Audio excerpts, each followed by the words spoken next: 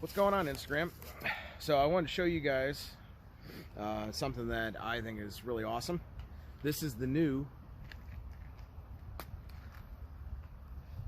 FSS reissue from Whiskey River. It's a Council tool boys axe, but it's made to federal standards. It's got this really awesome carrying rig that you can buy separately. And right now these are on pre-order. I think it's $89 for the pre-order, and if you order the sling carry rig, you get a free mask with it. So that way you don't have to use the carry rig all the time. You get a nice simple mask. That way if you just want to throw this in your pack or throw it in the back of your truck, it's protected and you don't have to have the whole sling set up on it. So how is this different than a normal boys axe? 1080 steel, higher standards of heat treat. The originals didn't come with a premium handle, but when Whiskey River decided to have this reissue, decided to specify a premium handle, which, I mean, these things are fantastic. Really nice grain, zero run out. They're pretty slim and they feel real nice from the get-go. There's still just a little bit of meat there, so if you want to tailor this to your grip, there's enough material to do that. They're not too thin, but they're ready to go right out of the box. And one of the most impressive things about them is, forgive me, there's a little surface rust on this one. This axe has been used before. It's been passed around to a couple of people. But you can see that the grind on this is actually very nice and quite impressive for a factory axe. It comes in right at about 27 degrees, 28 degrees. So that's pretty damn good, especially in a general purpose axe like this. You know, purists might take it down a little bit thinner. When I get mine, I'll probably take it down to 25. But the thing is that you got a hell of a good starting point here. Even if you know nothing about grinding axes, the hard work is already done for you, and really you just got to thin this out a little bit if you wanted to. But the whole point of this is that it's a premium quality axe that's ready to go out of the box, which this absolutely is. I got a green maple behind me. That's about 6 inches in diameter, which, you know, most people don't cut anything really bigger than that. So let's see if we can fell that tree real fast and see how this thing does.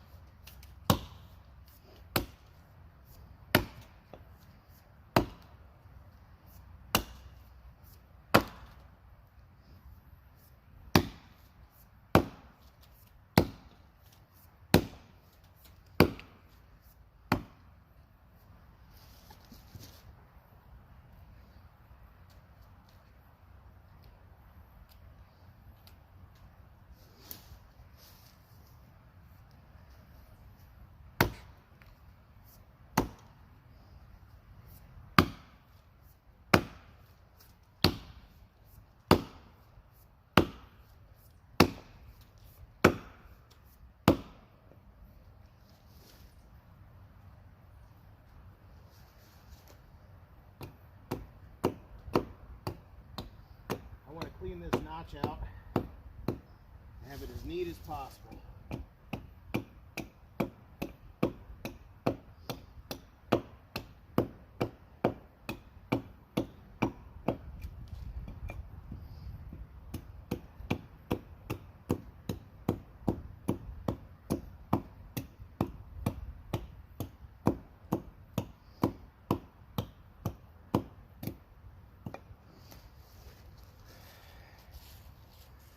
Let me bring you guys in for a closer look.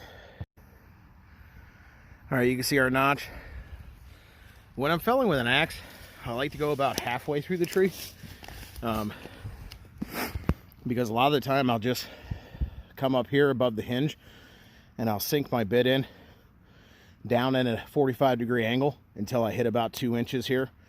And I usually don't come and buck from underneath. I just cut straight down, sever these fibers on the back here, then the tree just hinges over. You can see this is not ideal. This should be relatively level. I'm gonna chop in here a little bit and clear this shelf out and try and bring this down. Then again, this is a pretty small tree. It's also straight. It's already got a lean to it, so I'm pretty confident I know where it's gonna go. But with this being cut at an angle like that, potentially when it hinges over, it can roll one way or another. If you're really good at this, you're going to cut it like it's a chainsaw.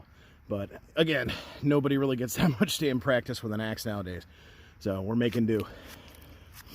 But this inner notch here, you want to make sure this is very clean. Anything in here that potentially could cause the tree to pop up when it hinges over could cause the thing to jump back at you.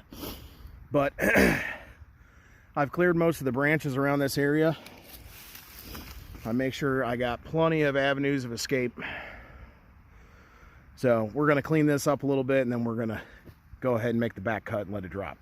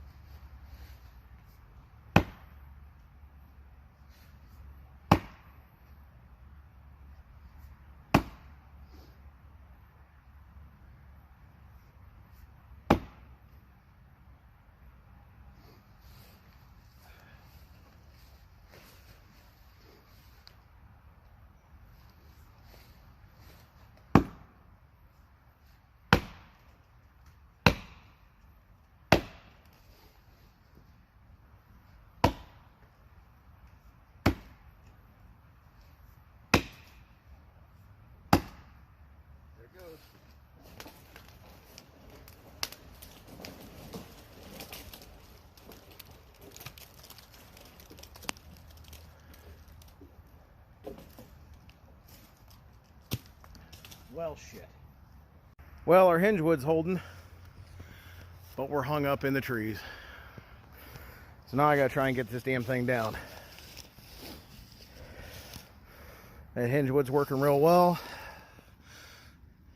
Yep.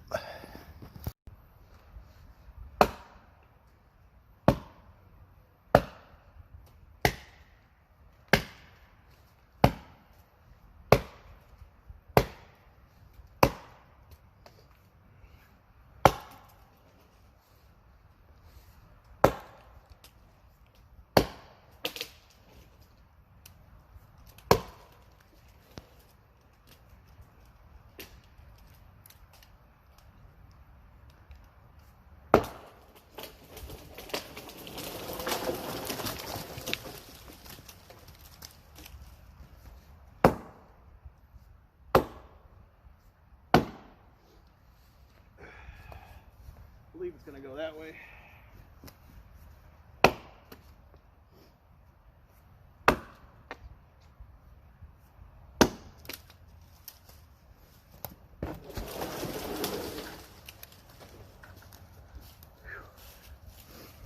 Well, that wasn't ideal, but it's down. And all in all, it was pretty damn fast with this thing.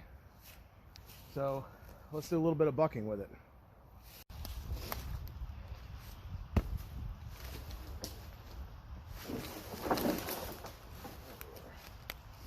All the way down now. All right, so width of our tree, got a knot here. So there we go.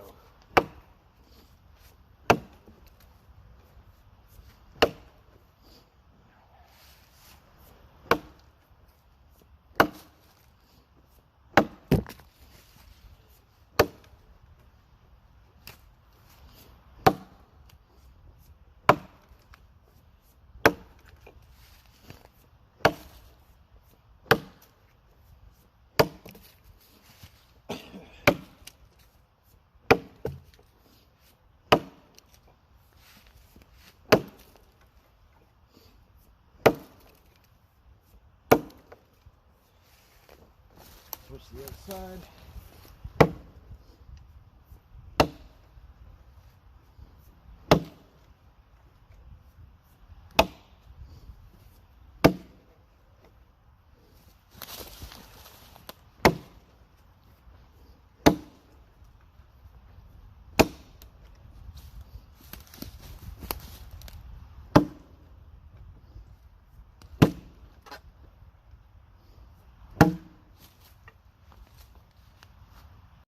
All right, so what did we learn? It sticks a little bit. It bounces out of the cut a little bit, which isn't a bad thing necessarily, but it doesn't. Penetration was good. I mean, it cut effectively. I think that it could use just a little bit thinner profile, and I also would probably strip any finish off from basically the cheeks down. I think the little bit of varnish might have been in making it stick a little bit, but then again, this is up to federal standards. This is something that's designed to be thrown in the back of a truck for years and then pulled out when needed, kind of thing.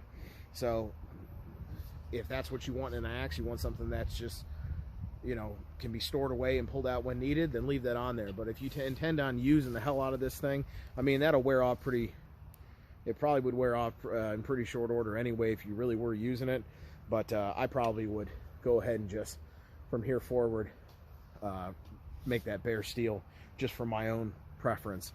And of course, like I said, I thin this edge just a little bit. Not too much, just a little bit. I think bringing it down to 25 degrees, kind of flattening out this, I think the bevel's just a little bit too convex, so it hinders penetration a little bit, makes it bounce out of the cut. But again, we're talking about something out of the box. For out of the box, this is very, very impressive. I've never found any factory axe or anything from the factory that ever suited me. It's always, you got to put your own personal spin on it and customize things to your needs. With this one, there's very, very little to do to make it customized to your needs. And then again, everybody's needs and preferences differ anyway. Second thing I would do is, this handle at the palm swell is a little bit overly round for me, so it makes it too easy for the axe to turn in my grip. I would just flatten these sides out a little bit better and make it less likely to turn in my grip. You can see a couple of those swings there where the bit kind of wanted to tweak on it, or I had a bit of a glancing blow.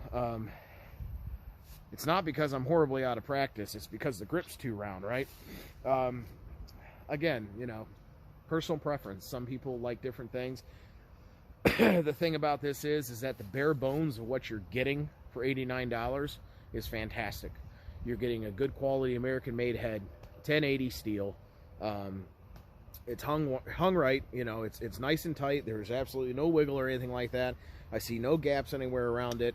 It's very well hung for a factory hang. 1080 steel, better heat treat, really good heat treat. This thing holds a great edge so far.